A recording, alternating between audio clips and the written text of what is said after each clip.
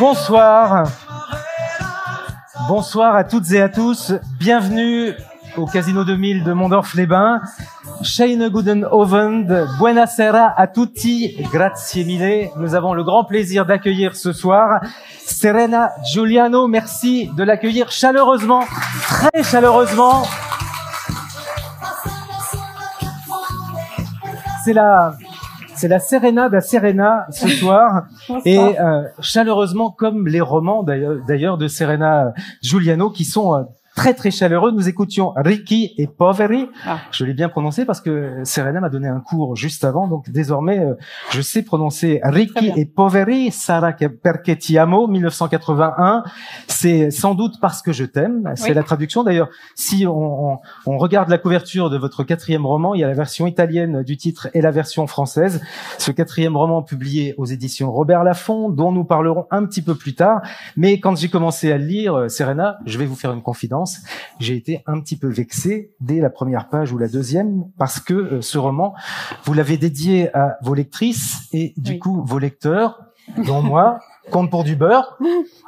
Je voulais le dédier aux femmes surtout et aux lectrices parce qu'elles sont majoritaires, 80%, même 90%, je pense. 90%. Donc nous avons vraiment une mission ce soir, messieurs, parce qu'il y a des messieurs aussi, c'est de faire remonter le pourcentage du lectorat masculin de Serena Giuliano. On va essayer. Alors ce soir, l'idée, Serena, c'est de vous découvrir. Nous allons remonter les pages de vos romans, mais c'est un vrai voyage auquel nos amis du Purple Lounge sont invités, car une soirée avec vous, Serena, c'est un voyage en Italie, en Campanie, dans la région de Naples. Mais pour que nous voyagions en Italie ce soir, depuis le Casino 2000, j'ouvre une parenthèse. Casino 2000, Serena, que vous découvrez? Non, j'ai déjà assisté déjà à des spectacles, oui. Vous êtes venu pour un concert? Non, un spectacle de Fari. Ah d'accord. Oui, que j'aime beaucoup. Il y a beaucoup de spectacles d'humour d'ailleurs. Oui. Et ça vous a donné envie dans une vie. Je vous poserai une question d'ailleurs sur l'avenir, le futur, de monter sur scène. Non. Non, pas. Non, vous allez vite voir que je suis pas du tout à l'aise de. Bon, déjà, c'est une petite marche ce soir. Oui. Et puis, il est vrai que depuis quelques années, vous avez l'habitude maintenant de vous retrouver dans des rencontres pour parler de vos romans. Mais donc, pour être là ce soir au Casino 2000 de Mondorf-les-Bains, il a bien fallu que vous arriviez en France. Et alors, on a des photos à vous montrer. On va les partager. Alors, non, on n'a pas la photo sur le coussin ou quelque chose comme ça au moment de la naissance. Celle-là, on l'a pas. Mais c'est quelques années plus tard. Donc, j'aimerais bien que vous nous disiez un petit mot, Serena, de cette photo. Eh bien, j'étais bien joufflue, hein, quand même. Donc c'était. Vous aviez déjà les cheveux très noirs, quand même. Oui, j'ai les cheveux très noirs. On peut pas. Je suis italienne, hein, méditerranéenne, ça, je peux pas le cacher. Eh bien, j'étais toute petite. Je sais pas quel âge j'avais, moins d'un an. Ma maman, non, moins d'un an. Vous pouvez demander parce qu'il y a la famille est là, est présente ce soir, donc. Et voilà, dans la chambre de mes parents en Italie, voilà, où je suis née et où j'ai grandi. Alors effectivement, donc vous êtes né à Salerne, qui se trouve à une 50aine de kilomètres au sud-est de Naples, en Campanie. C'est une ville importante, hein, Salerne. C'est assez grand. Connaissez-vous le nom du maire de Salerne? J'en ai pas la moindre idée. Alors j'ai cherché, c'est quand même rigolo, hein, ça ne s'invente pas. On est près de Naples et le maire s'appelle Vincenzo Napoli, maire de Salerne. Ça reste. C'est ça. Et on est près de la côte amalfitaine. Oui, on est juste à côté. Ô combien importante pour vous? Oui. Gros coup de cœur et c'est la plus belle côte du monde. J'ai dédié un livre, donc. Oui, on en reparlera bien sûr quand on abordera ce livre-là. Vous êtes arrivé en France un petit peu plus tard, à l'âge de 12 ans. C'était une arrivée. Alors, on va raconter. Vous nous raconterez ce que vous avez envie de nous raconter de votre parcours, mais c'était une arrivée assez brutale. Oui, c'était pas prévu au programme. Dans le mien, en tout cas, c'était pas prévu. Et mes parents sont séparés et on s'est retrouvés en France un petit peu du jour au lendemain. Et donc. Vous vous souvenez quand vous avez, vos parents, votre maman plutôt, vous a appris la nouvelle. Alors, on le découvre dans les romans, mais est-ce que ça s'est passé vraiment de la même manière? Et puis pour celles et ceux qui n'ont pas lu encore. Les romans, les romans sont les romans. C'est des romans. C'est pas une biographie. Et mais je me souviens, oui, du jour où on est arrivé, je pensais partir pour des vacances et finalement. Ah oui, en partant, vous ne saviez pas que c'était définitif. Non. Ouais. Et un choc. Ah oui, on pas plus un choc. Oui. Ouais. Ça a été difficile. Mais aujourd'hui, je me dis que les choses n'arrivent pas par hasard et que sans tout ça, je ne serais pas ici. Vous ne seriez pas là. Mais bon, en revanche, si vous étiez parti à cet âge-là, ça aurait été probablement plus facile parce que 12 ans, c'est un âge auquel vous avez des amis, donc il y a déjà toute une cellule importante et la famille qui compte en Italie. Bien sûr, mais toute ma famille, tous mes amis, tous mes repères. Je connaissais très peu la France. On y venait quelques fois en vacances, mais voilà, c'était vraiment pour moi l'inconnu. Donc ça a été un vrai déracinement, un vrai choc de laisser ma grand-mère. Nonna ô combien importante aussi. Oui. Et ça, puis, c'était un vrai déchirement. Oui, c'était douloureux et surtout voilà d'arriver dans un pays où on connaît pas la langue, où il faut tout réapprendre comme un enfant, comme un bébé en fait, apprendre à lire, à écrire, à parler, à s'intégrer, à se refaire des amis, se recréer un univers en fait, puisque on vous enlève tout du jour au lendemain, donc ça a été un petit peu compliqué. Mais voilà, ça s'est fait et puis ça forge. Ouais, bon, cela dit, vous avez appris le français en 3 mois. Alors vous avez eu l'aide d'une camarade qui est devenue en gros votre tutrice en quelque sorte, enfin votre professeur particulier. Oui, elle m'a beaucoup aidée. Elle m'a porté les livres de sa petite sœur qui était en école primaire et pour apprendre les sonorités, les langues, enfin la langue tout simplement, puisque je suis arrivée au collège et j'étais avant. Maintenant, il y a des classes qui existent pour les nouveaux arrivants. D'intégration, etc. Voilà. Mais il y a quelques années, c'était pas encore le cas, et donc j'étais au milieu de tout le monde et j'écoutais des cours que je ne comprenais pas. Mais en même temps, je pense que ça accélère le processus. Hein. D'ailleurs, alors j'avoue que parfois je ne sais plus si c'est dans le roman ou si c'est dans les interviews. J'ai lu quelque chose sur la première dictée, c'était le Petit Prince. Donc ça c'est une dictée réelle que vous avez écrit en phonétique en quelque sorte. Oui, parce qu'en italien on écrit comme on lit. Enfin, comme on parle, et alors qu'en français pas du tout. Donc, mon prof a très vite compris que ça allait être. Mais bienveillant quand même. Oui, j'ai eu un prof de français que j'ai revu l'année dernière d'ailleurs. Monsieur Bosque. Monsieur Knob, pardon. Ah, Knob. Monsieur Knob. Monsieur Knob, non, pas ce soir. Non, il n'est pas là. Ouais. Et voilà, donc oui, très bienveillant et il m'a beaucoup aidé. Il m'avait dit tu verras un jour tu y arriveras. Et bon, il avait raison. Et effectivement. Mais est-ce que la langue française, bon, même si ce sont des langues cousines finalement, mais la langue française vous a-t-elle plu? Vous qui étiez, il y avait l'italien. Et puis surtout aussi, ça n'a pas été évident, il a fallu que vous perdiez, vous le dites d'ailleurs dans une interview, apprendre le français, gommer mon accent pour qu'on arrête de se moquer de moi. Ouais, mais ça je regrette. Parce que je trouve que ça a du charme, les accents, et j'aurais dû le garder parce que ça... Un peu comme Dalida finalement. Comme Monica Bellucci. Ah. Pour pas la citer, mais c'est quand même sympa. Ça fait, c'est dépaysant tout de suite. Si vous voulez, prenez-le. Ah si, je peux le faire. Si vraiment vous insistez, c'est pas naturel. Et alors, mais ça effectivement eu du bon. C'est arrivé à l'âge de 12 ans en Lorraine, parce que bon, il y avait de la famille aussi en Lorraine. Sinon, on pourrait se dire, mais pourquoi avoir choisi de venir s'installer en Lorraine, en Moselle? Mais il y avait une partie de la famille qui se trouvait en région Messine. Mais du coup, c'est drôlement bien, parce que quelques années plus tard, vous veniez presque d'arriver, à peine 4 ans plus tard, vous allez rencontrer votre mari. Oui, oui. Oui, je sais pas, vous me regardiez. Je m'attendais pas à ça. Qu'est-ce qu'il va me dire? Oui, j'ai rencontré mon mari. J'aurais rencontré un autre mari ailleurs, non, vous croyez pas? Ah, ouais, peut-être. Mais celui-là. Quand même, votre mari qui est là, mais bon, on y reviendra. Votre mari qui est là, donc Samir, est-il, je sais pas si, est-il votre premier amour? Non. Ah non? Non. Pas du tout. Non, je suis tombée amoureuse très tôt, j'ai des souvenirs en maternelle ou, Ah oui. Non. Oui. Mais non, les premiers amours, c'est très tôt, mais c'est mon grand amour. Mais votre grand amour, l'amour de votre vie, Samir, donc, qui est d'origine marocaine, vous avez 2 enfants, 2 garçons, et il est cuisinier. Donc, ensuite, études, baccalauréat, un bac ES, économique et social, une passion pour l'économie. Ah oui, tellement, non, je plaisante. C'est parce que je savais pas choisir entre les maths et le français, et puis on m'a dit, puisque tu touches un peu à tout, va dans cette filière, qui est un peu la plus générale des 3. Et c'est la plus difficile aussi parce que du coup il y a vraiment et pas du tout de passion particulière. Non, ça n'a rien déclenché en plus chez moi.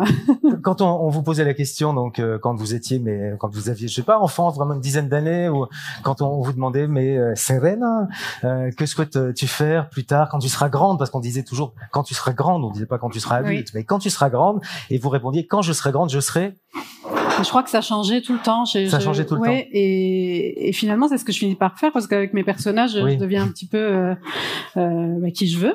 Donc voilà, j'avais autant de passion que d'envie et j'avais pas de vraie vocation. D'ailleurs, l'écriture, ça n'en est pas une. Je peux pas dire j'ai toujours rêvé d'écrire, c'est faux. Alors, enfant, vous n'écriviez pas plus que ça non plus. J'écrivais, mais dans mes carnets personnels, voilà, mais pas dans le but d'être lu. Ouais.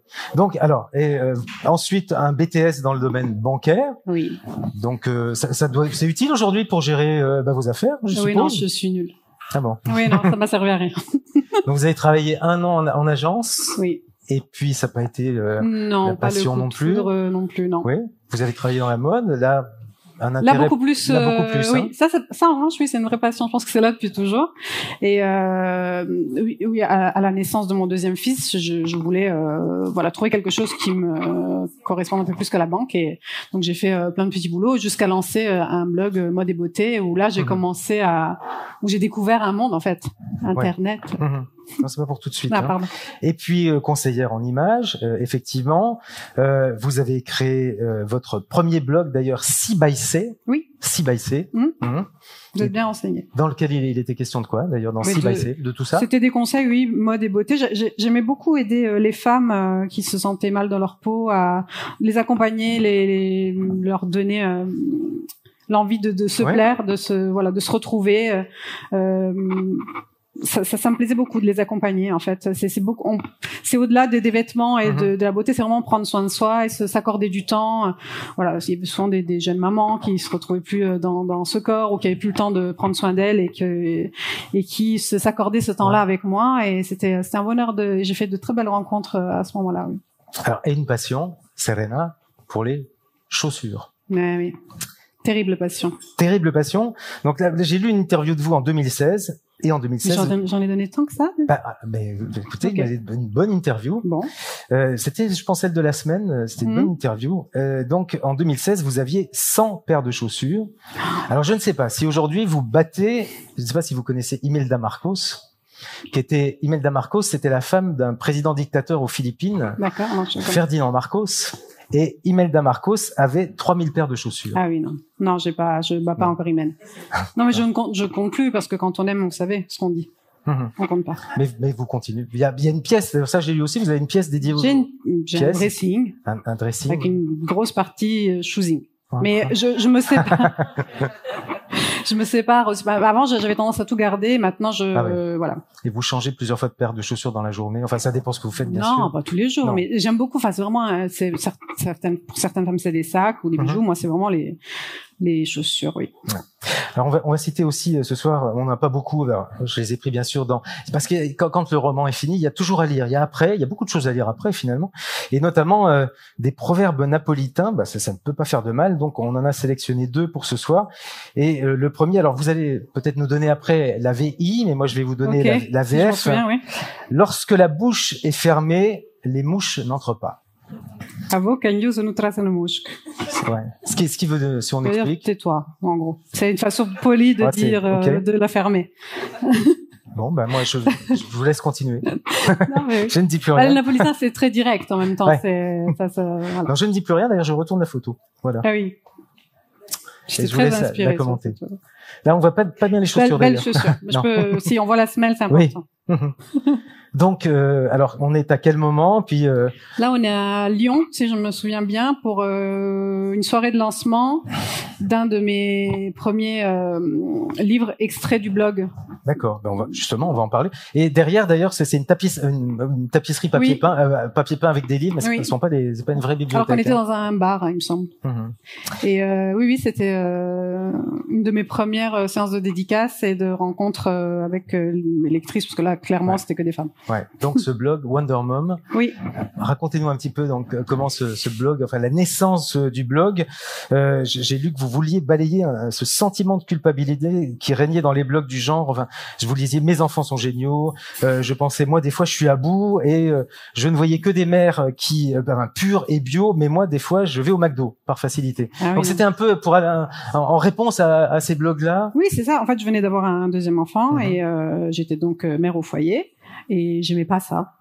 vraiment. C'est pas une vocation chez moi, la maternité. J'adore mes enfants, mais rester toute la journée avec un enfant, c'était pas, je m'épanouissais pas tant que ça. Et voilà, lorsque j'ai cherché d'autres femmes qui pensaient comme moi sur Internet, à l'époque, en tout cas, il y en avait peu. Et il y avait beaucoup de conseils bien, ce qui était très bien. Hein. Je pense que ça peut aider tout un tas de femmes, mais c'est pas ce que je recherchais. Moi, j'avais envie de décompresser après une journée, voilà, de couches et de biberons, et j'avais envie qu'on rigole un peu des galères qui arrivent à tout le monde, à toutes les mères, je pense. Et donc j'ai créé Wonder Mom, qui s'appelait pas comme ça au départ, mais enfin bref. Et j'ai trouvé très vite une grosse communauté de femmes qui, en fait, si elles pensaient comme moi, elles en avaient marre aussi. Elles s'étaient pas hyper enchantées par une partie de Monopoly, on va lire encore une histoire du soir, et je crois qu'on s'est vachement entraidés, elle et moi, et on se retrouvait voilà sur cette page Facebook ou sur le blog, et finalement on avait plein de choses à se raconter et on rigolait beaucoup. Ouais. Et cette communauté a grandi jusqu'à atteindre combien de au plus la page fort, Facebook que j'ai fermée il y a quelques semaines était pas loin des 100 000 abonnés. 100 000. Oui. Ah, c'est presque la population de Salerne, finalement. Mais... Ouais, c'était une très très grosse communauté, et ça m'a permis aussi, oui, de mettre un pied dans le monde virtuel, des réseaux sociaux, et Mais est-ce que comment avez-vous vécu ça au début? Bien sûr, ça vous a fait plaisir, mais de voir grandir à ce point-là, c'était probablement au-delà de toutes vos espérances. Ah oui, complètement. Mais en fait, c'était pour un jeu pour moi au départ, et puis juste je faisais ça par plaisir, et ça m'occupait aussi, ça me permettait de sortir voilà, sans bouger de chez moi, de rencontrer d'autres femmes. Et je pense que elle et moi on a grandi ensemble, parce que le blog a duré environ 10 ans et on a évolué ensemble. D'ailleurs il y a des femmes qui lisent aujourd'hui mes romans, qui viennent me voir en dédicace et qui me disent je suis là depuis le début, et du coup elles ont des enfants fidèles, des fidèles des fidèles. Ouais. Elles ont un enfant de 10 ans, elles me disent j'étais enceinte quand je me suis abonnée à ta page. Donc on a vraiment évolué ensemble, et ça c'est super. Et c'est à ce moment-là qu'on va commencer à vous solliciter aussi pour écrire des papiers, parce que votre blog va être remarqué aussi par les professionnels. Oui. C'est ça, c'est là où j'ai sorti 3 ouvrages issus du blog, donc c'était des recueils de pensées, et puis j'ai commencé à écrire pour d'autres sites en ligne, des sites de parents ou de mamans, mais pas que.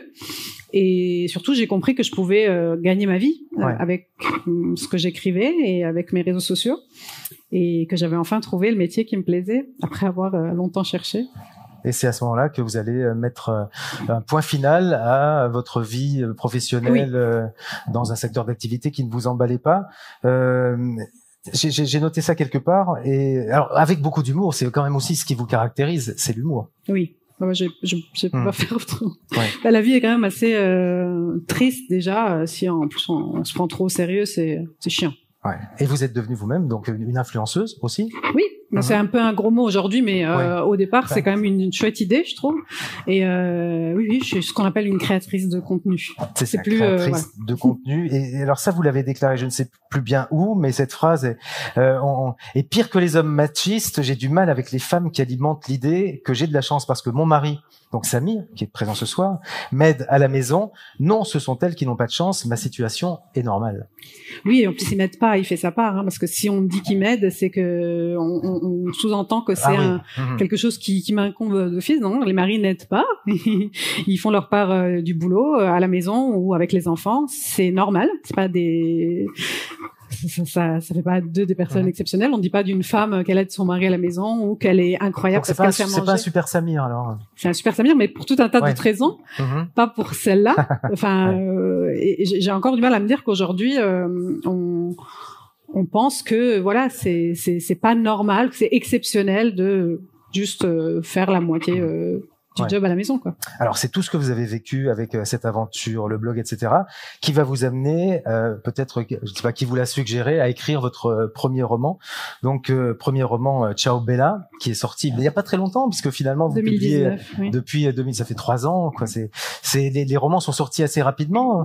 Donc donc ce premier roman qui alors est-ce que toute votre communauté vous a poussé aussi à continuer à écrire? Alors oui, il y avait ma communauté et il y avait mes amis aussi qui avec le blog, en fait, j'ai pris plaisir à être lu. C'est ce que je disais tout à l'heure à table. J'ai l'impression de découvrir un super pouvoir, créer des émotions chez les gens, les faire rire.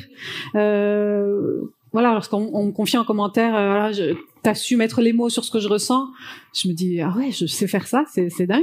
Et le blog m'a un jour paru trop petit pour ce que j'avais envie de raconter. Et surtout, il y avait cette étiquette maman qui est super, hein, mais que je ne suis pas que ça. Donc, si je voulais parler d'autre chose, il fallait que je sorte un petit peu de ça et que je trouve un autre support.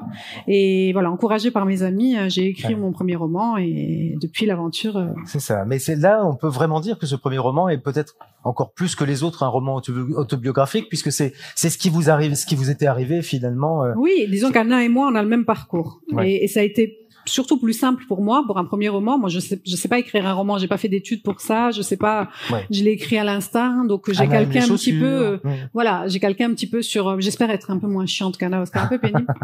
Et voilà, j'ai juste calqué un petit peu sa vie sur la mienne, mais voilà, ça reste un personnage fictif et ça reste un roman à part entière, même si Anna, comme mes autres héroïnes, elles ont de moi, mais voilà. Même les lettres, enfin, il y a toujours un peu de Serena dans les prénoms que vous choisissez. Ah oui? Alors, je sais pas si c'est hasard. Oui, le début, la fin. Bon, il y a peut-être beaucoup de prénoms qui se terminent en A, parmi les prénoms italiens.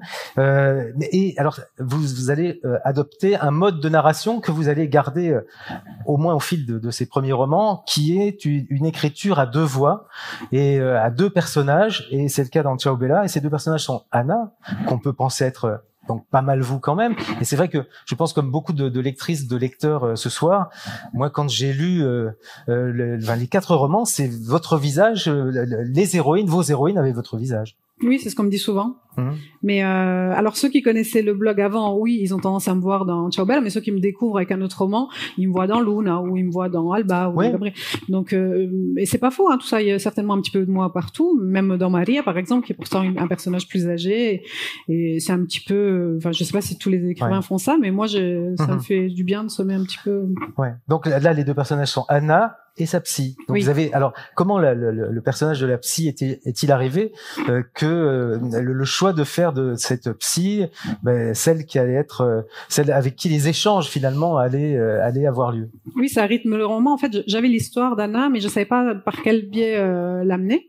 Et c'est ma psy à moi qui m'a soufflé l'idée. Ah oui, parce que vous avez une psy aussi. Évidemment, j'ai une psy.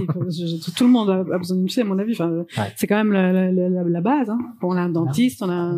Moi, j'ai une psy qui n'est plus ma psy d'ailleurs parce qu'on est devenus trop proches et elle peut plus. Voilà.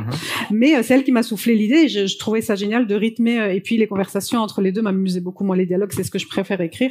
Donc voilà, j'ai trouvé l'idée comme ça. Et puis après, ça se fait assez naturellement puisque j'ai pas de. Et les phobies d'Anna, parce qu'elle est vraiment très phobique. Hein. Oui. Alors des phobies, moi je ne savais même pas que ça existait, la tétraphobie du chiffre 4, et qui a une importance, mais plus grande encore du côté de Naples. Hein. Mais oui, mais alors ça, pour le coup, alors c'est pas une phobie chez moi, mais c'est pas un chiffre. Personne n'aime ce chiffre dans ma famille, ni le 4. Ni à Naples en général. Le 4, il y a 4 personnages dans le dernier. Enfin, 4 personnages. Oui. Après, on s'arrange un peu avec la réalité, mais il y a 2 hommes, 2 femmes. Et non, le 4, c'est, on dit le 4 ou mort en napolitain, c'est le mort, parce que il y a 4 personnes qui portent le cercueil. Et donc, le 4 a toujours été associé quand on jouait à Tombola à Noël. Voilà, quand le 4 était appelé, c'était toujours suivi du mot mort. Et c'est un petit peu resté, on n'a pas très envie, quoi. Donc, il y a d'autres chiffres plus sympas. Parfois il y a une superstition autour du 13, pas 13 à table, mais chez vous c'est jamais 4 à table? Non, si vous êtes en famille avec vos enfants, vous êtes 4. Oui, c'est vrai. Non, c'est vraiment au-delà. C'est pas ça. Non, c'est juste un chiffre qu'on n'aime pas trop. Alors, et vos amis? Alors, on n'a pas encore parlé des amis. Ça aussi, c'est très très important. Ce noyau d'amis, amis dans la vraie vie et amis de vos héroïnes. Elles ont toutes des amis, vos héroïnes. Ah bah oui, mais j'espère que tout le monde a des amis dans la vie. Pas forcément. Pas autant, peut-être pas avec des relations aussi fortes, mais oui, chez moi, c'est indispensable. C'est comme c'est comme respirer. Donc il y a Samir, les enfants, les amis. Il n'y a pas de hiérarchie. Non, mais mes amis, vraiment, je trouve que pour moi l'amitié c'est aussi important que l'amour, et c'est une rupture d'amitié par exemple peut être aussi douloureuse qu'une rupture amoureuse. Donc non, mes amis c'est des femmes pour la plupart fortes, qui m'inspirent beaucoup, qui me portent et qui m'ont toutes poussée et voilà à me dépasser, à oser. Elles ont souvent cru en moi plus que moi-même. Donc vous avez été portée finalement. Oui. complètement. Ouais. C'est elles qui m'ont incité pour l'écriture, donc et qui me soutiennent toujours. Et puis j'ai peu d'amis, mais voilà, elles sont précieuses et j'essaye d'à mon tour être là pour elles. C'est vraiment quelque chose que je cultive. C'est comme une relation amoureuse. Hein. Il faut entretenir, il faut être là, il faut donc oui, je les aime beaucoup. Ouais. Et Ciobella va vous permettre de faire revivre votre grand-mère. Vous l'avez dit tout à l'heure, c'était votre nonna, c'était ô combien quelqu'un d'important que vous avez pu. Ça c'est merveilleux, non? Quand on est romancier, de pouvoir fantastique faire renaître des personnes que vous avez connues, que vous avez aimées, et puis aussi, je suppose, et créer tout un univers. Alors peut-être davantage encore dans les autres romans. Là, on est plus dans cette relation. Mais il y a quoi? Qu'il y a l'Italie, il y a. Mais vous allez développer toute une galerie de portraits. Oui, c'est incroyable parce qu'en même temps, j'ai l'impression que mes personnages me dictent leur histoire, donc j'ai pas grand-chose moi à dire. Ils arrivent un jour et ils se disent, vos personnages font le boulot finalement. Ils font le boulot, ils posent leur valise dans ma tête et moi je suis un peu leur instrument en fait pour arriver jusqu'à mes lecteurs. Et il y a quand même ce sentiment de toute puissance, genre vous êtes là mais je fais quand même ce que je veux de vous, donc si je suis dans un bon jour ça se passe bien, s'il fait gris et moche comme souvent quand même ici, ça se passe moins bien, donc j'écris souvent au printemps et en été parce que sinon j'écris des thrillers. Ah, vous y mettrez peut-être. Hein. Il y a un personnage qui est dans plusieurs romans et qui est un personnage compliqué dans les romans, c'est le personnage du père de l'héroïne.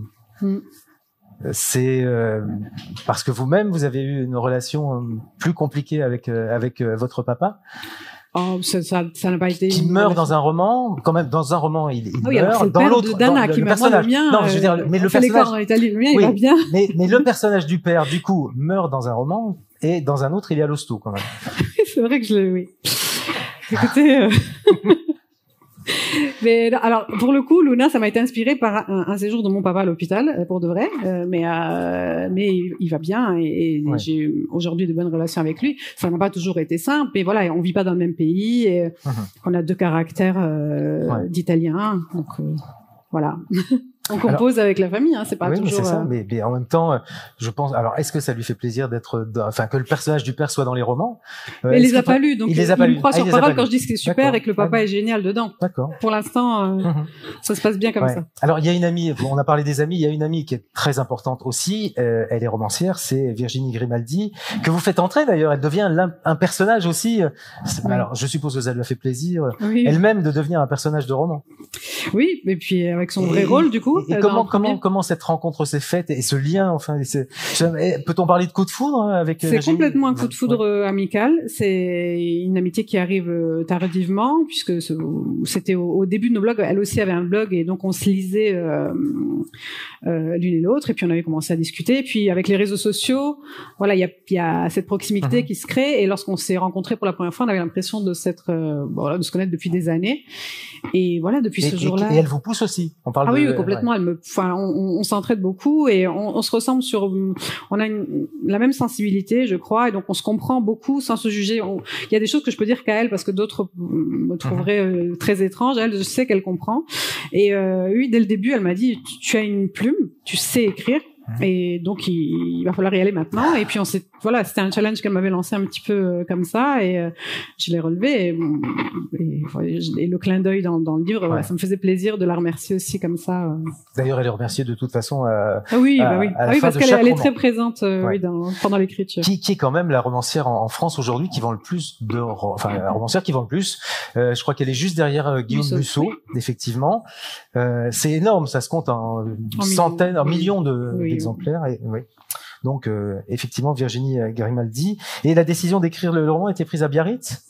Oui, en fait, on se retrouve à Biarritz avec Virginie et deux autres amis romancières aussi. C'est là que tout commence finalement à Biarritz. C'est là que tout commence. En fait, chaque début d'année, on se fait ce week-end entre filles, on se fixe une liste de bonnes résolutions à tenir dans l'année, et l'année suivante, on fait le bilan.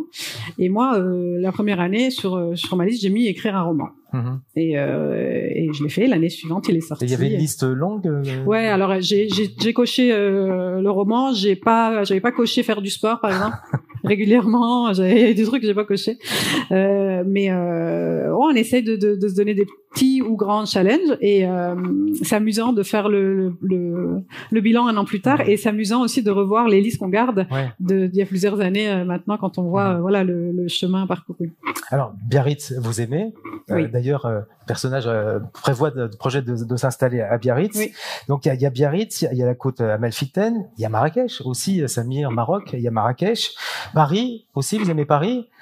J'aime Paris, mais j'aime y aller, j'aime rentrer aussi. Et pourtant, vous vivez en Moselle.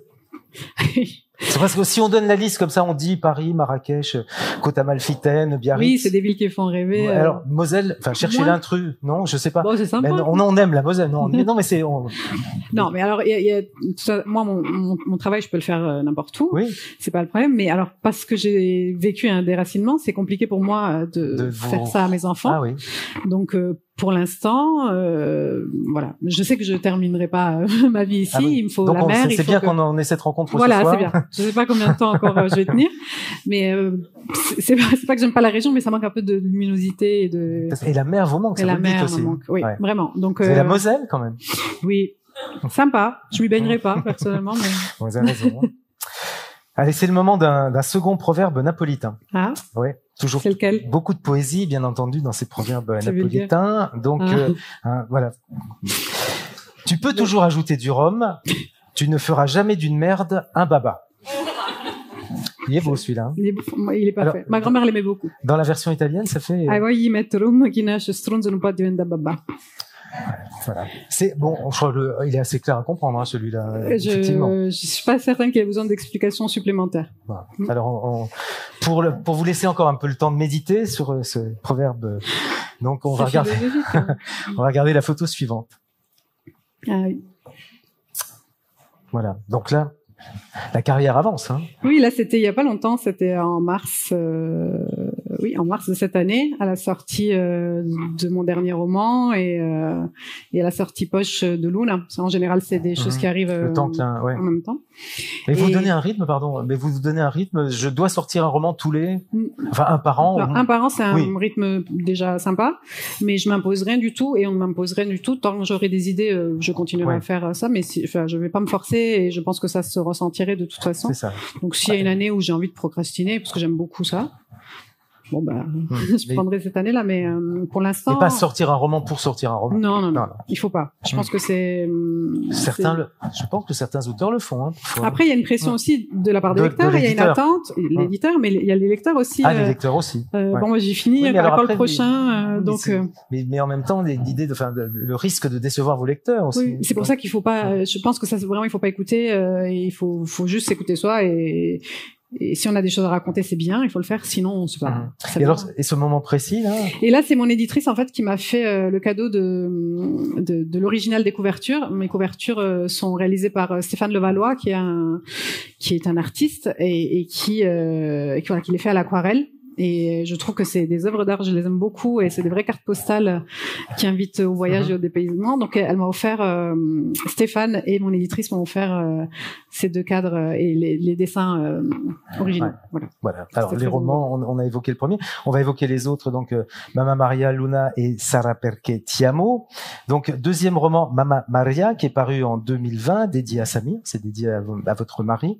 Là, nous sommes vraiment, c'est un roman dont l'action se déroule complètement, enfin pas complètement, mais grandement sur la côte amalfitaine et dans un village. Mais une fois qu'on a lu le roman, alors on cherche dans le roman où est le nom du village. Et mince, on a terminé le roman, et il y est pas cité le nom du village. Alors la question, bien sûr, que tout le monde vous pose, mais dans quel village se déroule l'action? Mais est-ce un village réel? Est-ce un village fictif? Non, alors je ne nomme pas volontairement le village. C'est pas parce qu'il n'existe pas, parce que je pense que tous les villages. Il existe. Alors. Il est très inspiré par mon village, ma ville, mon petit village où j'ai grandi, donc, mais qui se trouve pas du tout au bord de la mer, donc c'est faussé. Mais surtout parce que je pense que chaque village de cette côte pourrait être le village du roman. Donc, j'avais pas envie d'arrêter les lecteurs sur un seul, et j'ai envie qu'ils visitent toute la côte. Ouais. Et le village de votre enfance, c'est le nom du village de votre enfance, même s'il n'est pas au bord Ça s'appelle Capitignano. Capitignano. C'est tout petit. Combien d'habitants? 1000. Ah, 1000. Ah ben, parce que dans Mamma Maria, c'est 700, hein, je crois, puisqu'elle est un peu, voilà. Oui, donc c'était très inspiré. Surtout, je l'ai écrit quasi complètement en Italie, et vraiment, quand je manquais d'inspiration, j'allais m'asseoir au bar et je regardais les Italiens. C'est comme être au théâtre quand on est en Italie. Ils m'ont tout servi sur un plateau, déjà, la Malfitano y compris, d'ailleurs. Les gestes. Oui, c'est ça. Oui. Mais donc, d'ailleurs, pas vous, depuis. Mais non, j'ai très peur de boire avant de parler. Je préfère boire après. Non, c'est pas ça. Non, je veux dire, j'ai pas dit ça. Déçu parce que je ne vous vois pas parler avec, gestuellement. Oui, j'essaie de me contenir. Vous êtes italienne, donc oui, c'est quand même. Ouais, je sais. Non, mais là, je suis pas hyper à l'aise. Enfin, je sais pas, je vous vois pas trop parce qu'il y a les lumières qui m'aveuglent, c'est bien, mais c'est pas, je suis pas totalement détendue. Alors, on va parler d'un autre élément important qui va croître dès ce deuxième roman et qui sera présent mais dans tous les romans, c'est la gastronomie italienne. Oui. C'est un roman. Alors, on a qu'une envie après, c'est de manger, bien évidemment, de manger des plats italiens. Après, on peut essayer de les cuisiner. Bon, c'est pas forcément une réussite, mais on cherche un restaurant italien après. Et on se dit qu'il faut aller là-bas d'ailleurs pour les déguster.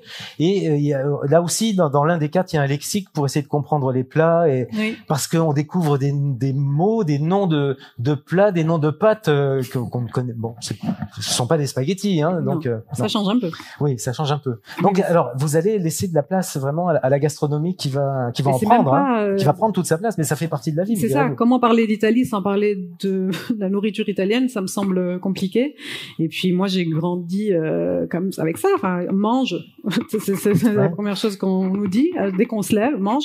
T'as mangé? Pour dire, en fait, on dit pas à quelqu'un est-ce que tu vas bien, c'est est-ce que t'as mangé? T'as mangé? Tu veux manger?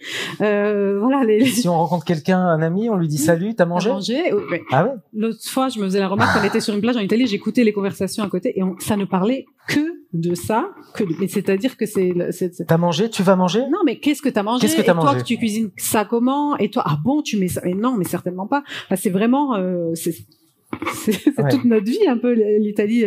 Puis voilà, la nourriture, ça rassemble les repas. Voilà, c'est juste une excuse pour passer du temps ensemble, en famille ou avec les amis. Ou de cuisiner pour l'autre, c'est aussi une façon de lui dire qu'on l'aime. Et donc oui, enfin pour moi c'est tellement naturel. Alors que je n'aime pas cuisiner quand même.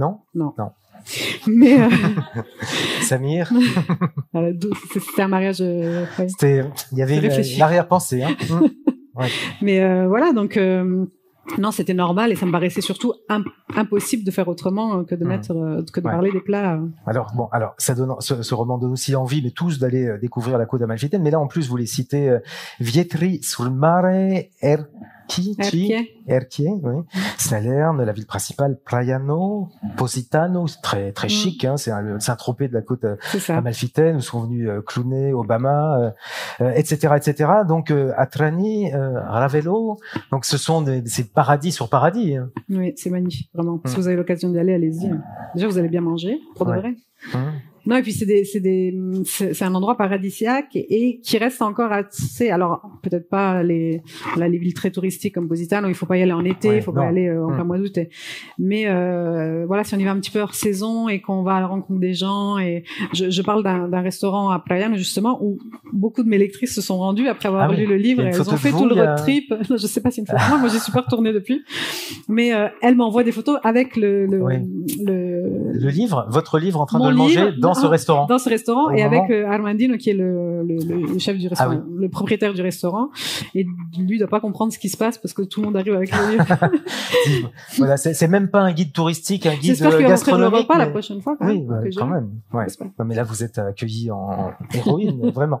Donc après Anna, c'est Sofia et vous avez gardé ce principe du premier roman, c'est-à-dire cette écriture à deux voix. Enfin, c'est à deux personnages. Le premier roman, c'est quand même il y a une seule héroïne et il y a des échanges avec la psy. Mon premier roman à deux voix, c'est Mamma Maria, où il y a vraiment une alternance entre les deux. Oui, mais enfin bon, il y a quand même les chapitres sont. Oui, il y a un échange, mais il y a pas le point de vue de la psy jamais. Oui, alors que là, oui, c'est vrai. Dans ce roman-là, oui. Je crois que ce sera pas le cas pour Luna quand même, mais on va retrouver ça dans les. Mais c'est ce procédé s'est répété, vous vous êtes dit que c'était une bonne façon de le faire, et ça fonctionne bien, c'est vrai. Et ça m'éclate, en fait, je crois que c'est ma façon d'écrire préférée, d'alterner, déjà parce que ça permet de changer à chaque fois de point de vue et de me mettre dans la peau de l'une ou de l'autre, et ça me permet de rythmer, en fait, et je trouve qu'on va plus au fond de chaque personnage quand on donne la voix à l'une à l'autre, et je me suis beaucoup amusée avec Mamma Maria, et donc j'ai eu très envie de recommencer avec le dernier. Donc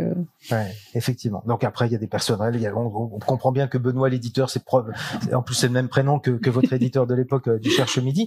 Et puis alors il y a une autre star qui arrive dans Mamma Maria. Comme les demoiselles Tatin ont inventé la tarte tatin, mais c'était un accident. Là, il se trouve que Maria est en rupture d'apérole pour faire un spritz, et donc Mamma Maria, qui est assez maligne, va décider d'en créer un.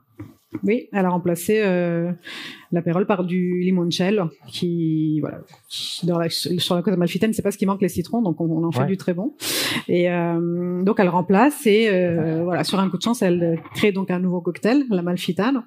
Et donc la vraie créatrice, c'est Mamma Maria. C'est elle. Oui.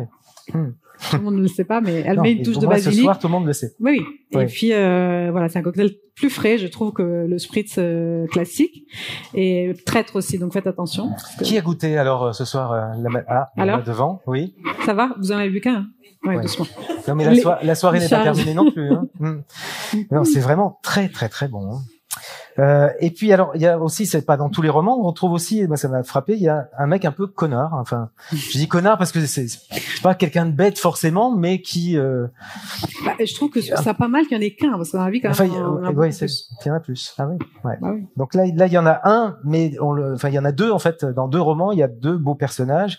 Donc il y a Jérôme c'est Jérôme, donc Jérôme dans Mamma Maria, et Nino qui rime un peu quand même avec Macho là dans le deuxième. Et du coup, il y a un moment avec Jérôme qui est vraiment croustillant, et ça c'est un grand moment dans Mamma Maria, c'est le séjour à Paris, puisque toute l'Italie va venir à Paris, et un séjour à Paris avec vraiment des vrais locaux qui ne sont jamais venus à Paris et qui vont vivre qui vont aller au restaurant à Paris, qui vont aller au restaurant. Alors une aventure un peu rocambolesque, et qui vont découvrir comment les Français cuisinent et mangent la cuisine italienne, hein. Les pâtes, les pâtes. Et là c'est quand même ce sont des choses, c'est pas admissible, hein, c'est une trahison dans la cuisson des pâtes, hein. Ah oui, non, c'est terrible. Moi j'ai beaucoup de mal à voir les pâtes maltraitées. Oui. Et vraiment il faut créer un mouvement vous les maltraitez beaucoup. Ouais. Et c'est pas sympa. Non. Déjà, c'est souvent servi en accompagnement en France, ce qui ne se fait pas. Non. On mange les pâtes avant, mais des pâtes pour accompagner une viande ou un poisson. Dans la même assiette, déjà, c'est pas possible, hein. Non. C'est pas possible. C'est pas. Ouais. Et ne parlons même pas des spaghettis bolognaise, parce que ça n'existe pas en Italie, de toute façon. Et puis la cuisson. Alors la cuisson des pâtes, ça c'est compliqué, parce que là, ici, c'est plutôt une version bouillie. Non, mais il y a 30 ans, en Lorraine, il y avait une vraie cuisson très, alors pas du tout al dente, hein. Mais ça a beaucoup changé. Il y a eu une vraie évolution. Ça a évolué un petit peu, parce qu'on a commencé à râler, les Italiens qui vivent en France. Et mais on n'y est encore pas, vous pensez? On n'est pas encore à l'al dente. Non. Alors, vous savez ce qui m'arrive? Je voulais raconter à vous tout à l'heure. Mais pas nos amis. Voilà. Donc, j'étais à Nice il y a quelques jours, sur une jolie plage, avec un restaurant avec une carte très sympa, avec vraiment un décor super, mais j'avais très envie de pasta à vongole, spaghetti à vongole, parce que c'est mon plat préféré. C'est bon. Et déjà, je vois le prix, 30 € quand même, pour des spaghettis à vongole. C'est Nice. D'accord, c'est Nice, mais quand même, ça reste des pâtes. Ouais. Et je me dis, allez, c'est pas grave, c'est les vacances, je vais me faire plaisir, mais quand même à 30 €, je vais spécifier que je les veux cuites correctement, donc al dente. Et heureusement que j'ai demandé, parce qu'il m'a dit c'est pas possible. Donc elles étaient cuites d'avance. Donc déjà ça, c'était pas, voilà. Donc j'ai gardé mes 30 €. Donc elles avaient mariné. Elles avaient mariné. Sur la marina, mais ouais. Non, franchement c'est honteux. Ça devrait être dénoncé, ça, normalement. Ouais. Et il y a autre chose qu'on ne fait pas. Quand on a des pâtes avec des scampi, des scampi ici par exemple, si on demande avec les scampi, tagliatelle scampi, etc., est-ce que je pourrais avoir le parmesan s'il vous plaît? Ça, il faut pas. Non, il y a deux écoles. Je sais que certains, même en Italie, le font, mais moi, j'ai beaucoup de mal avec le fromage et les fruits de mer, et c'est une idée assez générale en Italie. On évite. Ouais, voilà. On met pas. faut dire aussi que dans chacun de vos romans, il y a un moment où on verse une larme. Le lecteur, il y a toujours un moment où le lecteur et vous le prenez comme ça un peu par surprise, il est ému à un moment, et peut-être que sur les exemplaires, certains livres, on voit les traces des larmes qui ont été versées par les lecteurs. Et puis un retournement final aussi. Vous ménagez, même si c'est pas un polar, mais vous veillez souvent à ménager un retournement final. Surprendre. J'aime bien en tant que lectrice être surprise ou voilà, être un petit peu menée en bateau. Même s'il y a pas de crime là, pas de meurtre, parce qu'on est vraiment dans les auteurs de polars, enfin sont en vogue, il y a beaucoup de polars, mais non. Donc non, là c'est pas ça, mais je garde certaines choses secrètes ou que je révèle plus tard, et ça m'amuse beaucoup. Voilà, de jouer avec les lecteurs, et d'avoir les retours. Ah, je l'ai vu venir, ah, je l'ai pas vu venir.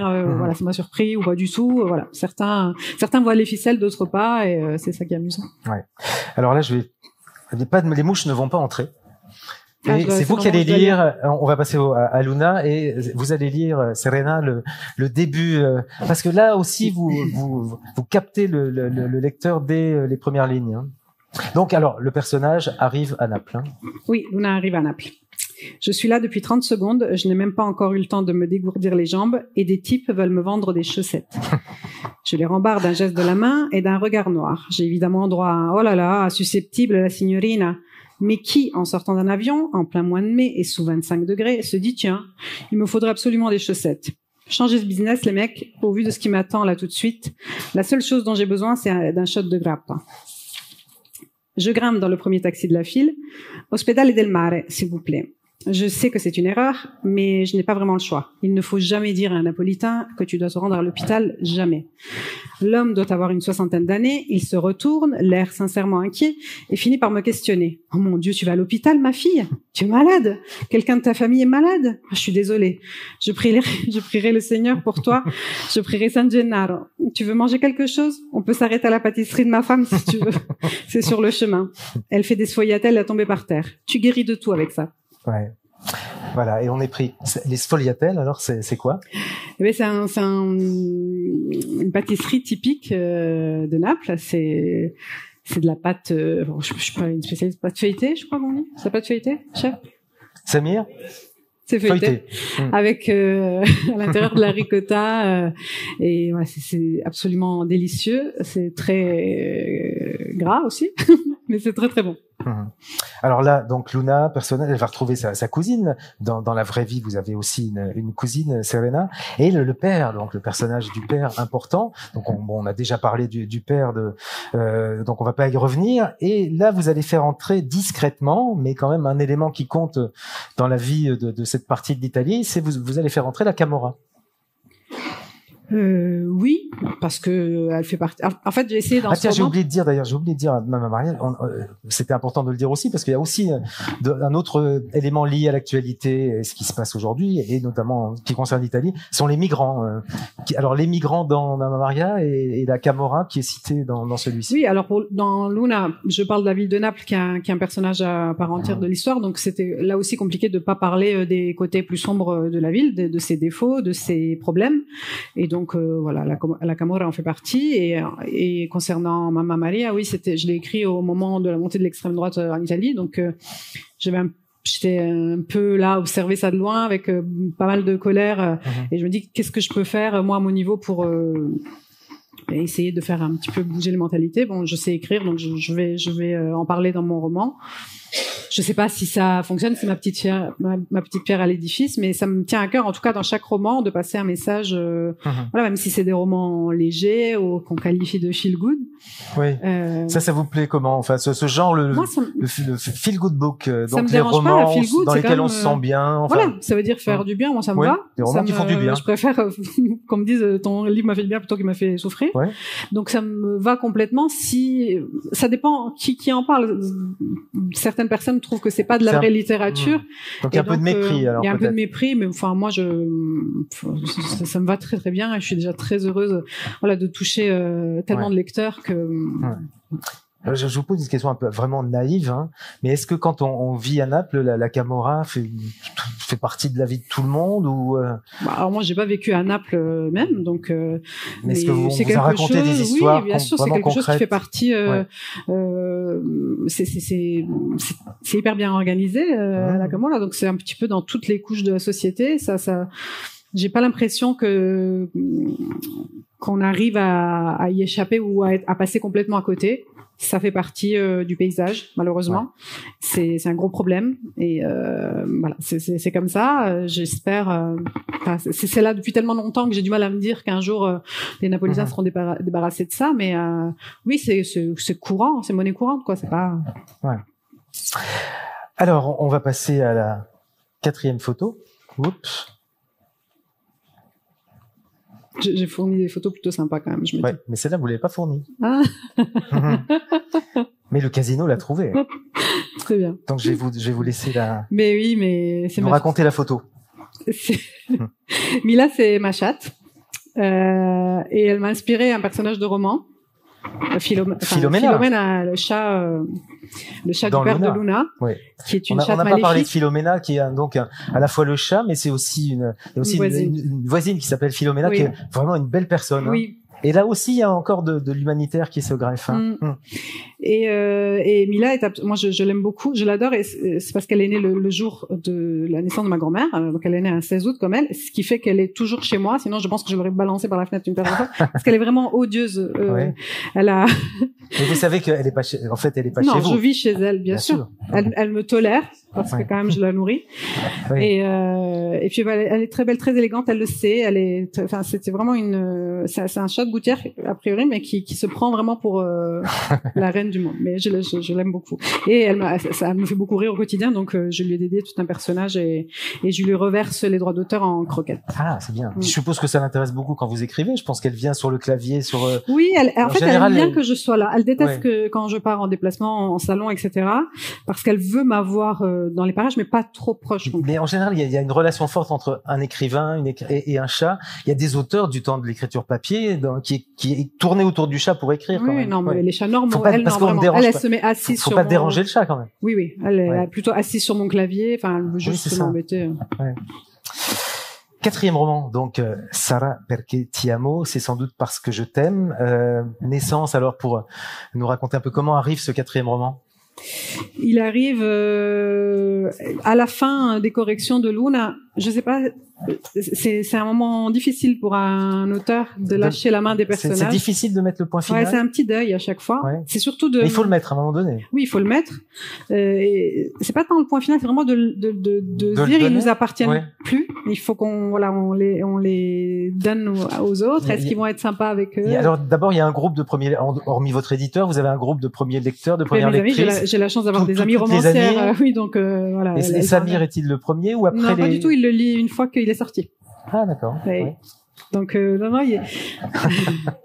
mes éditrices et mes amis très proches, je fais lire à très très peu de monde parce que plus j'ai d'avis et moins j'ai envie plus j'ai peur. Donc je me dis là c'est écrit, on y va et on réfléchit plus. Mais voilà, je suis assez bien entourée. J'ai la chance d'avoir des amis qui font le même métier que moi et qui donc ont un regard objectif, j'espère. Et qui m'aident beaucoup. Et donc à la fin des corrections de Luna, je commence à paniquer, à me dire c'est fini, qu'est-ce que je vais faire de mes journées? Et là la nouvelle histoire commence à s'installer. Pendant quelques mois, j'y pense de temps en temps dans la journée, puis de plus en plus. Ça mûrit en fait. Hein. Oui, voilà. Il y a je prends quelques notes sur mon téléphone, il y a des prénoms qui arrivent, des choses. Voilà, ça arrive un peu dans le désordre. Alba, oui. Alba, je l'avais. Gabriel, c'est venu très tard, par exemple. Ouais. Qui tranche un peu par rapport aux autres prénoms, d'ailleurs. Ouais. C'est un peu comme le prénom de la psy. On sort un peu du champ de prénoms, italiens. Parce qu'elles sont françaises. Oui, elle est française, oui, effectivement. Donc voilà. Et puis, au bout d'un moment, elles prennent trop de place dans ma tête et il faut que ça sorte. Ouais.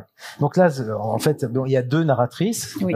Encore Alba 2 narratrices, Gabriel, Alba et Gabriel, mais il y a 2 couples, donc il y a 4 personnages, dont les hommes sont les meilleurs amis du monde, et puis donc Gabriel va faire la connaissance d'Alba. Oui, les 2 femmes se connaissent pas. Les 2 femmes ne se connaissent pas, donc quelques années de différence, c'est pas 2 générations, et Et là, il y a ce personnage masculin, donc Nino, qui est quand même qui rime avec macho, et donc Gabriel, c'est aussi un message aux autres femmes aussi, bien sûr. Oui, alors c'est vrai que bon, une fois qu'on a lu le livre, on le déteste, hein, clairement. Mais au départ, ce que j'avais envie de montrer, c'est que ce type de personne, homme ou femme, toxique, finalement, peut être Monsieur tout le monde. C'est pas parce qu'il se comporte pas super bien avec Gabriel qu'il est très amoureux, hein, oui, et puis qu'il est pas un bon ami, oui, par ailleurs, ou que c'est pas une personne sympa. C'est pour ça aussi qu'on a souvent du mal à croire les femmes victimes de violences, qu'elles soient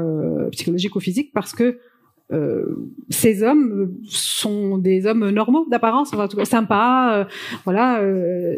C'est pas écrit sur leur visage que c'est des bourreaux ou des.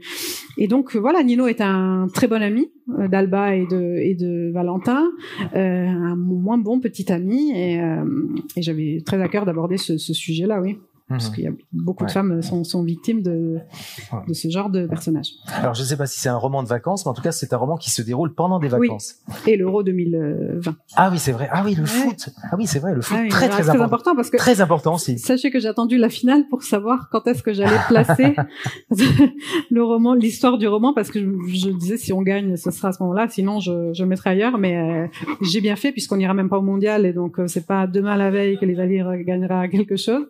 Et donc voilà. Voilà. Avec alors on vit la canicule en ce moment. Mais, moi je voulais lire quelques lignes caniculaires finalement. Oui. Donc à la page 118. Et vous allez me dire comment elles sont arrivées. Enfin, si logiquement dans l'écriture, Giovanni, c'est l'amour d'enfance d'Alba qu'elle avait connu, mais qu'elle avait perdu de vue depuis une dizaine d'années. Puis, faut pas tout raconter. Donc je m'arrête là. Giovanni arrive comme une fleur à 19h30. Il porte un pantalon et une chemise en lin. Je pense avoir laissé échapper un filet de bave en le voyant passer le portail, et les terminaisons nerveuses de mon vagin se sont mises à clignoter d'un coup. C'est Noël dans ma culotte. C'est une poète. Alba est poète. Écoutez, oui, c'est des choses qui arrivent. Oui, voilà. Mais le lecteur là est vraiment happé par l'écriture. Oui, en même temps, enfin c'est une femme qui est en postpartum, disons-le. Donc c'est une période compliquée pour les femmes. Et je trouve qu'on n'en parle pas assez. C'est une période délicate pour tout un tas de raisons. Et voilà, disons qu'elle retrouve un peu sa libido à ce moment-là. Et bon, c'est parti de là. Jusqu'à présent, dans les romans, les narratrices sont d'ailleurs des narratrices et toujours des femmes. Est-ce que ça pourrait-il évoluer qu'il y ait par exemple une narratrice et que vous mettiez aussi dans la peau d'un homme? Est-ce que je peux vous poser moi une question pour le coup? Ouais. Est-ce que à un écrivain homme qui n'avait que des personnages masculins, vous auriez posé la même question? Et non. Peut-être pas, effectivement. Non, je pense pas. Ouais, c'est vrai. Mais parce que, on est peut-être davantage habitués. Enfin, Puis là, ça m'a frappé parce qu'il y a aussi une succession de romans. Oui. Non, moi, je me sens plus à l'aise, évidemment. Mais est-ce que ça vous amuserait, par exemple, de vous mettre aussi dans... Peut-être, oui. Mais ça, il faut que ça vous amuse aussi. Il faut que ça m'amuse. Pour l'instant, j'en ai pas envie, en fait. J'ai envie de laisser la parole aux femmes parce que je trouve qu'elles ont beaucoup de choses à dire. Mais peut-être qu'un jour, oui, bien sûr. Peut-être pas d'un homme, mais un ado, par exemple. Enfin, il y a des choses qui pourraient m'amuser, effectivement. Mais pour le moment, oui, j'avais très envie de laisser la place aux femmes dans mes romans. Alors, vos romans ont touché, j'ai lu ça, 300 000 lecteurs. Oui, c'est une estimation. C'est une estimation. Alors, ont-ils fait votre richesse jusqu'à présent? J'ai plus de paires de chaussures, c'est ça. C'est ça. Tout passe dans les chaussures. Non, c'est... Alors, je pense qu'il y a un fantasme autour du métier d'auteur. Les gens. Sachant que très peu d'auteurs en vivent. Voilà. Très peu. Alors, mais certains en vivent très bien, mais ils sont quelques-uns. Hein. Voilà, c'est ça. Il faut pas écrire des livres pour devenir riche parce que vous avez très peu de chances d'y arriver. Je suppose que ça marche pas si on dit, ce matin, je vais l'écriture d'un best-seller. Oui, non. Il n'y a pas de recette miracle, ça se saurait.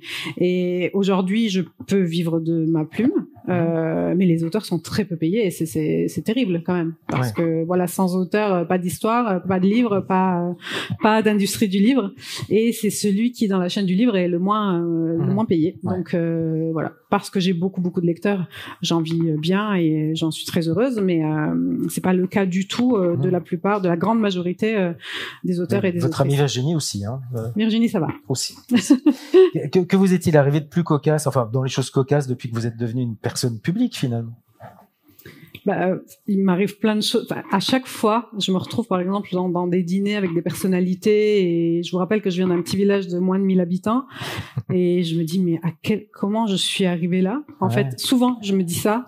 À quel moment ça s'est passé? Comment j'en suis là?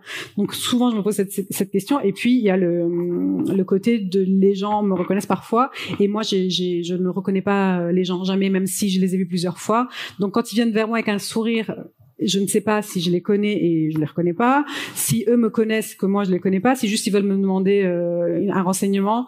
Donc il y a ce moment où très gênant à chaque fois que quelqu'un vient vers moi parce que je ne sais pas ce qui m'attend.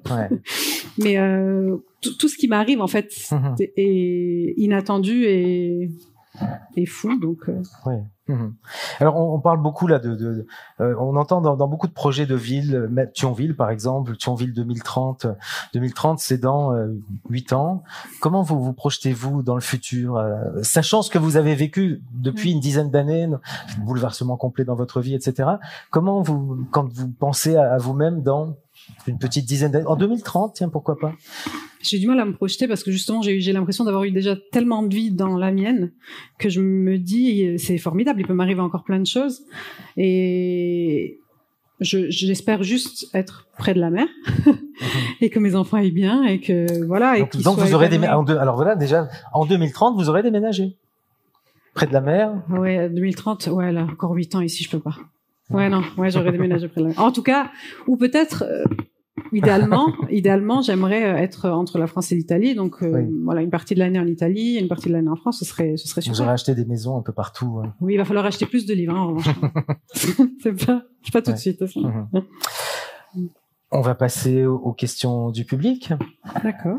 Qui est présent ce soir, et on va demander à Amélie de poser la première question. Je suis là. Amélie, alors oui, parce que là on voit pas très bien. Peut-être si on pouvait mettre attendez, on peut peut-être remettre un peu de lumière finalement dans la salle. Ce sera mieux. C'est un exercice qui est aussi dur pour moi que pour toi. La prise de parole. Merci de compatir. Il y a des visages connus là de alors, vous ce soir. C'est les réseaux, mais les réseaux. Plusieurs fois. Pardon. C'est pas grave. Je le sais. Vous voyez, typiquement, voilà. Donc Amélie. Donc la question que j'aimerais effectivement te poser, c'est dans quel personnage en fait tu t'identifies le plus? Ah oui. Parce que moi effectivement je te vois dans tous. Oui. Mais pour toi, Ah oui, plus qui alors, ouais. On va peut-être Luna. Avec son rapport aux amis et ce lien qu'elle a avec elle, ce lien très fort qu'elle a avec elle. Aujourd'hui, je te dis Luna, mais peut-être que, tu vois, dans 2 ans, je te dirais aujourd'hui, je me sens plus proche d'elle, sans vraiment pouvoir expliquer pourquoi. Peut-être oui, dans son quotidien, et elle, comme moi, elle a été elle a vécu longtemps ailleurs que chez elle, et puis quand elle est revenue, elle a eu ce moment où elle voyait que les défauts de sa vie d'avant, mais c'est un mécanisme de défense. Les premières années où je revenais en Italie, j'essayais de me dire non, mais c'est pas si bien, ça me manque pas tant que ça. Et peut-être dans ce cheminement-là, je me reconnais en elle. Voilà. Mais du coup, pour prolonger la question d'Amélie, et écrire, alors on a parlé des hommes, etc., mais écrire développer un personnage qui est vraiment pas vous. Est-ce que ça c'est possible? En faire un personnage principal, mais qui ne sera pas vous. Ça a été Gabriel, par exemple. Mais il y a vous quand même ailleurs dans le roman. Oui. Mais il faut qu'il y ait forcément vous. Non. Je crois pas. Enfin, je sais pas. Après, c'est peut-être juste, je suis très égocentrée et j'en mets partout sans faire exprès, mais titre d'ailleurs. mais si, ça doit être faisable. Enfin, J'ai pas l'impression que c'est une limite. Je le fais sans le vouloir. En fait, c'est même mes lectrices qui me disent là on te retrouve, mais je me rends même pas compte quand je le fais. Là, vous êtes en écriture là en ce moment? J'ai commencé à peine le prochain, mais il faut que je m'y mette absolument. D'accord. Autre question pour Serena. Ah là, c'est moi les malins. Hein. Ouais. Vous pouvez la poser en italien aussi. Hein. Samir, une question. Non, vraiment, l'incitez pas. Non, attends, on va prendre le micro quand même, Samir, avec le micro. Voilà. Qu'est-ce que tu nous prépares demain midi? Vraiment, j'aime pas cuisiner. Je sais pas, on n'aura pas beaucoup le temps. Demain, on fera des sandwichs. Question pour Serena. C'est bien, sinon j'ai assez parlé. Oui, plus de vent. Ah oui, voilà. Laurence, oui, non. Voilà, sinon plus de vent. Ah, allez-y, restons. On reviendra. C'est égal, comme vous voulez. Oui, madame. Ça. Est-ce qu'il y a un 5e roman en cours d'écriture? Et j'ai commencé, j'espère arriver au bout. À chaque année, je me dis que je vais pas y arriver. Oui. Donc même avec la pratique et mais c'est de pire en pire là. Ah, c'est pire. Oui, parce qu'il y a plus de lecteurs, plus d'attentes, plus de peur de décevoir. Le premier. Donc vous êtes de plus en plus la pétoche alors. Ah mais tellement. Vraiment. Le premier, voilà, on se dit bon ça plaît, oui, c'est l'inconnu. Ça plaît, donc on se dit le deuxième forcément je vais me planter. Et puis à chaque fois, comme j'ai une nature optimiste, pas du tout. Donc à chaque fois je me dis on m'attend en tournant et surtout est-ce que je vais encore avoir des choses à raconter. Là j'ai l'histoire, elle est dans ma tête, elle est là et je sais que j'ai envie d'en parler. Il faut juste que je m'y mette et pour que garder le rendez-vous de mars l'année prochaine, ce serait bien. Mais pour ça il faut qu'il soit terminé en octobre. Donc il faut vraiment que. Il y a un prénom, vous pouvez nous donner un prénom? Ah non, j'en ai aucune idée. Franchement là pour même l'instant. Pas, non. J'ai un prénom qui revient souvent, mais comme je suis pas sûre, je veux pas. Voilà. Et puis surtout, je suis très superstitieuse. Je suis napolitaine, n'oubliez pas. Ah oui. Donc je ne parle de rien avant que ce soit. D'accord. Alors on avait peut-être la dernière. C'était monsieur qui voulait. Non, il n'y avait pas de.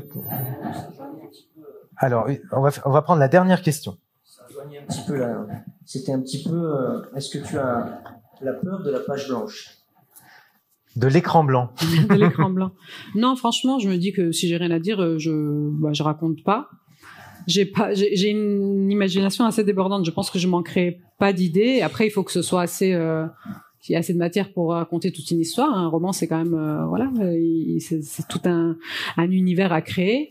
Ça me fait pas peur pour l'instant, ça viendra peut-être. C'est plus la peur de décevoir qui vraiment me tétanise qu'on me dise pas j'ai pas aimé ou j'ai moins accroché avec celui-ci, c'est pas ça, ou là ça m'a déçu ou c'est ça me fait peur.